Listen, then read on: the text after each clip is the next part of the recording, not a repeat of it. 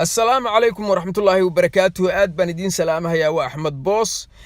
كليبتان أنو بحيي وحبسو مهما سوماليادنا أهيد حبسينا هالبالسيستا إلى الدعوة كنا سودوادا الباب كي سو غراعين لبا نينو لبسن FBI baan nahay maxaa idinku dhacay baan iri waa soo daahdeen runtana waa u sheegay qarax baan rabay inaan sameeyo Islamic Centerka oo gurigayga u dhow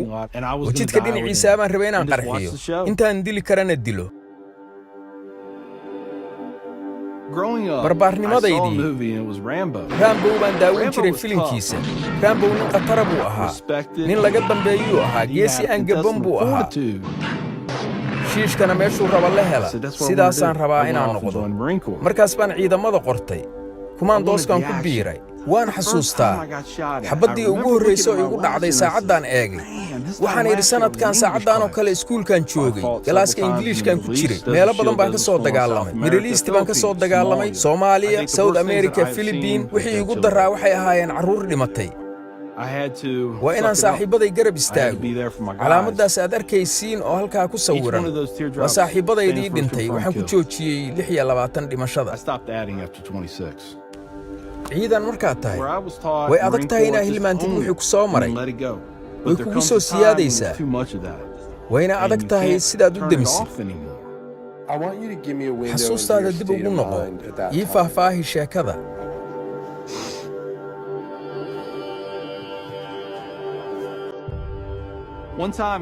maalin waxaa jirta aniga iyo xaaskayga wada socona dukaan la yiraahdo DSW ku jirna baan kor waxaan ka arkay laba gabdhood oo xijaaban dukaankayga waan ooyay ilaahay baan waxaan ka baryay ilaahay inuu igu aadiyo kuwaan inaan qoorta jabiyo xanaaqii baa iga batay nacayb baa i buuxiyey inaan qarxaan ku sigtay waxaan gaaray heer aan qamre isku daldalo isbuucii 2 maalmood waan tashaday waxaan ku tashaday inaan qarax sameeyo gurigayga aan qarax ku samaysto oo aan ku qarxiyo meesha muslimiintu iskugu yimaadaan Islamic Center 200+ iyo ka badan oo dhimasho dhaawac ah sidaas bay ahayd taladayda waxaan arkay jaanis ii bannaan inaan waddankayga u sameeyo meeshaan ka imid waan ogahay in la xiri doono xabsi aan ku dambayn doono oo cirbad suna laygu dili doono laakiin sadan kama lihi gabadhaydaa timid maalin guriga oo fasalka labaad dhigata waxay ii sheegtay wiil u dhowaa inay hooyadiis ay u timid oo xijaaban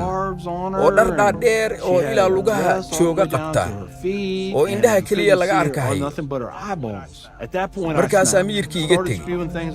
wax alla wixii afkayga ka soo baxaan idhi waxaysan weligeed maqal baan idhi waxaba way oran weyday indhihii baa soo baxay indhihii baa waaweynaaday waxay ii mooday qofka adduunka ugu waalan inaan ahay waa gabadhayda yaray waxay oran jirtay aabbahay saaxiibkayga midig wey waan arkay wejigeeda inuu su'aasha jacaylku ku jiro markaas buu waagii igu bariyey waxaan go'aansaday dadka muslimiinta oo nala degan hal mar bal inaan ku noqdo waxaan tegey meesha muslimiintu iskugu yimaadaan masaajidkaan tegey qaybta kabaha nin kaba ku siibahayaan arkay wuu ii qoslay wuxuu yidhi maxaan kaa caawiyaa haa waxaan rabaa inaan islaamka wax ka barto kitaab qur'aana buu siiyey soo akhri buu yidhi waxaa su'aal qabtidna noola imow intaan akhrinaya waxbaan ku arkay haa waa tan halkaan ii micneeya waa la ii micneeyaa marba marka ku xigta waan soo toosahay hadalka idiin soo gaabiyo 8 isbuuc ka bacdi waan muslimay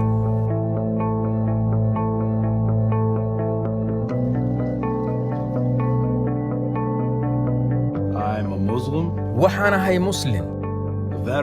ciidamada soo maray maraykannimadiisana ku faraxsan